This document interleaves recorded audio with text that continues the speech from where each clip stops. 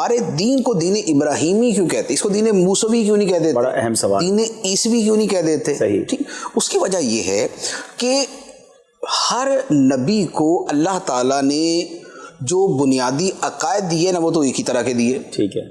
توحید, رسالت, آخرت, جنت, جہنم, فرشتے, کتابیں, لیکن شریعتیں مختلف بنائیں. ٹھیک ہے. فرمایا لِكُلٍّ جَعَلْنَا مِنْكُمْ شِرْعَةً وَمِنْهَاجًا, ہم نے ہر ایک کے لیے ایک شریعت اور ایک راستہ بنایا. صحیح. شریعتوں کے احکام مختلف ہوئے.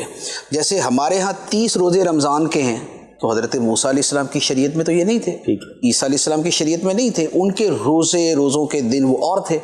اچھا, ہمارے یہاں 5 نمازیں فرض ہیں, لیکن بقیہ انبیاء کا معاملہ مختلف تھا, اسے کہتے ہیں شریعت کے احکام. اچھا, اب ہوا یہ کہ ہمارے دین کے بڑے بنیادی احکام جو ہیں وہ زیادہ تر حضرت ابراہیم علیہ السلام سے چلتے آ رہے ہیں. سبحان اللہ.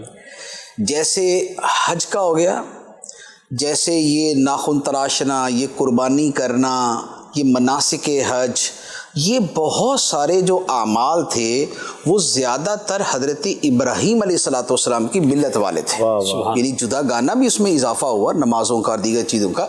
تو یوں کہہ لیں کہ ہمارے کئی احکام وہ ہوں گے جو حضرت موسیٰ, حضرت عیسیٰ علیہ السلام والے بھی ہوں گے, لیکن جو اکثریت احکام کی ہے وہ حضرت ابراہیم علیہ السلام کے دین والی ہے, اور نبی پاک علیہ السلام چونکہ ان کی اولاد میں سے ہیں تو اس لیے فرمایا کہ واتخذ اللہ ابراہیم خلیلا, اور اسی کو پھر ملت ابراہیم اور ملت حنیف اس کو یہ قرار دیا. ابو الانبیاء بھی کہا جاتا ہے نا حضرت ابو الانبیاء حضرت ابراہیم علیہ حضرت ابراہیم علیہ السلام کے بعد جتنے انبیاء ہوئے آپ ہی سب کے, حضرت ابراہیم علیہ السلام کے بعد جتنے انبیاء ہیں وہ انہی 2 نسلوں سے چلے, یا تو حضرت اسحاق علیہ السلام سے چلے, اور یا پھر حضرت اسماعیل علیہ السلام سے. حضرت اسماعیل علیہ السلام سے صرف نبی پاک علیہ السلام تشریف لائے, درمیان میں اس لڑی کے اندر کوئی نبی نہیں آیا.